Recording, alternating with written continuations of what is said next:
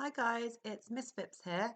Today we're going to be looking at narrative and descriptive sentences, so using a variety of both narrative and descriptive sentences in our creative writing. I'm going to go on to tell you the difference between these two things, but the first thing I want you to do is write down our key vocabulary for today. So I will go through what these mean, and then I want you just to pause the video, write down the definitions so you've got them to come back to later. So the first word is ethereal, and something or someone that is ethereal has a delicate beauty. So it's an adjective, so you would describe something as being ethereal. So you might say like the night sky was ethereal, it had a delicate beauty. And the second word is captivating, which is also an adjective. And if someone or something is captivating, it really fascinates you or attracts you. So you could say that the circus performance was captivating. It was fascinating. It really attracted your attention. So these are two adjectives that I want you to be using in your creative writing today when you are using a combination of descriptive and narrative sentences. So pause the video now and just jot down these words so that you can come back to them later rather than having to go back in the video. Okay, so moving on then. These are the images that we're going to use today. So we've got my image and your image. So my model is going to be based on my image. So when you come to write your own, obviously I want you to be using this image here. So I'm going to look then at the difference, between descriptive and narrative sentences. So narrative focuses on the character and what is happening. So it's focusing on the actual story, the plot, the narration of the story, what is actually happening. And then descriptive is focusing on setting the scene and adding detail to your writing. So when you are doing your creative writing, you want to be using a combination of both of these things. You want to have lots of description in there because you want to be creating a vivid image for the reader of this place that you are describing, but you also want to have a narrative. You also want to have a plot, a character, and something that is happening. Either way, if you write purely narrative or write purely descriptive, it's going to be not only quite boring, but also in the creative writing part of the exam, usually you would spend about 45 minutes on this section and you'd be expected to write 4 or 5 paragraphs. So if you were writing purely in narrative or purely in descriptive, it would probably be quite difficult to do just one or the other. So I think you would end up doing a combination of both.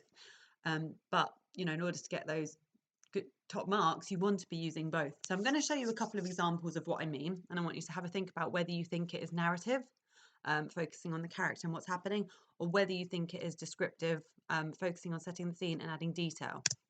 So here's my first example. As she walked through the forest, she looked around in fear. Her eyes scanned the scenery around her, searching for some sort of light, but there was none.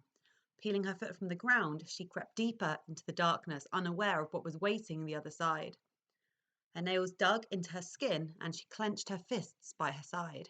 She didn't know why she returned to this inhospitable place, yet she continued her journey into the darkness. So I want you to think whether this example here is narrative. Is it telling the story? Is it telling the plot? Or is it descriptive and describing? And it is narrative. There is description in there, but it's mainly describing, what the character is doing. And I'm going to show you my second example. It was silent, the type of silence that shrouded the whole place in fear. As the grey clouds crept across the midnight sky, a thicker darkness fell over the forest, warning off all signs of life. Nothing could be seen, nothing could be heard. The trees had recently been stripped completely bare of their leaves and now stood vulnerable and exposed to the deadly wind. They leaned together as they shivered, like they were seeking some kind of comfort from one another as the wind continued to strike at their limbs. And this is purely descriptive. There isn't a narrative in there. There isn't a plot. It is purely describing the setting. Both of these are good examples, but when we are doing our creative writing, we want to be putting them together to make it even better. So moving forward then, what I would like you to do, this is your image here, and we're going to be thinking about, what is our character doing? How are we going to have that narrative side of our writing, but also what are we going to be describing? What's around your character, what they can see, smell, or hear. We recently did a lesson on sensory writing, so that's the kind of thing you want to be getting into your description. So what I would like you to do is brainstorm then as many verbs, verb phrases, sentences with verbs that are going to be describing what your character is doing, because if we have in our narrative, things are going to be happening, so we're probably going to be using verbs to describe what is happening and what the character is doing. And then on the other side, you're going to be thinking about, well, whilst I have my narrative going on, what sort of things am I going to be describing? What can they hear? What can they smell? What can they see? So on that side, I want you to brainstorm as many nouns, adjectives, noun phrases, and sentences with noun phrases, because in your description, if you're describing, you are going to be wanting to use a lot of adjectives, a lot of descriptive language, and a lot of imagery. So thinking to my image, because my image is different to yours, these are some things that I might do. So if I'm thinking about my character, well, I need to think about, where is my character? So my character, my narrative is going to be approaching the boat. She's going to get into the boat. So I might describe her eyes trying to take in the captivating scene around her, remembering to use my key vocabulary. She might be gliding into the boat, into the water on the boat.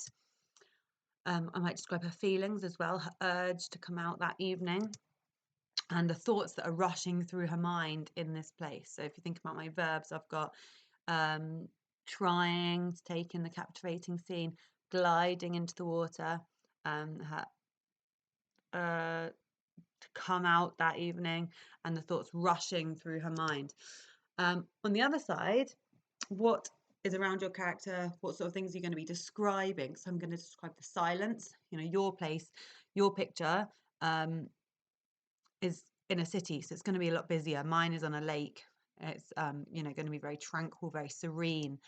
I'm going to describe the darkness. Obviously, yours is a different time of day, so you won't want to be describing the darkness. The harvest moon like a ship sailing. The argent water, the placid waves reflecting the sky, the water rippling beneath the boat. And in some of these, I haven't actually got my adjectives, so I would want to go back and add some things. So how am I going to describe the water? Well, I might describe the clear water rippling beneath the boat. Shine, on this side, can you think about showing how your character is feeling? So instead of saying, she was scared, well, how am I going to show that she was scared? So what verbs might I use? Well, shaking, heart racing, palms sweating, that kind of thing. And then on this side for shine, can you think of any original similes to describe the surroundings? So I've got the moon like a ship sailing across the sky. Can you think of any similes? So what I'd like you to do, pause the video, have a look at your image and start brainstorming on one side, what your character's doing, what's going to be happening in the story, and then on the other side, what things you're going to be describing, what is around your character. Okay, so pause the video, spend about 5 minutes planning, jotting down some ideas, think about how you're going to get the key vocabulary in there. Use your phone as a thesaurus if you want to try and upgrade any of your vocabulary. Okay, so pause the video now and give that a go. Okay, now what we're going to do is think about writing up some of these ideas into our paragraph. So what I have done, I've used 2 different colours, and I'm going to alternate between my descriptive sentences, setting the scene, and my narrative sentences telling the plot. I'm going to try and use a variety of sentence types to really make it engaging for my reader. And I've got my key vocabulary in there. And then shine, thinking about smiles, thinking about similes, and showing our character feelings.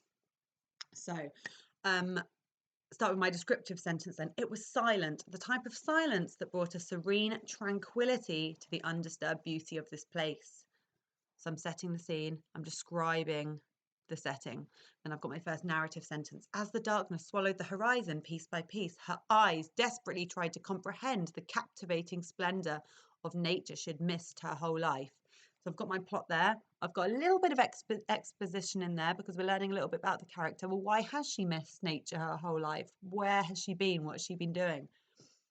Regardless of the darkness, everything here could be seen in startling clarity. the harvest moon that sailed like a ship over the expanse of the argent water, placid waves that reflected so perfectly the ethereal sky above. So I've got my description in there. She took a slow, unsure glide to the water. Each molecule beneath the boat rippled in unison. She was clueless as to why she had such an urge to come here tonight, but that was merely one of the thousands of thoughts rushing through her head. So I've got descriptive, narrative, and that is what I would like you to do. I want you to use your plan to write up your own paragraph, alternating between your descriptive and your narrative so that you are using a combination of these sentences. Okay, try and get your key vocab in there and try and get a variety of sentence types as well, and shine you thinking about similes and showing your character's feelings.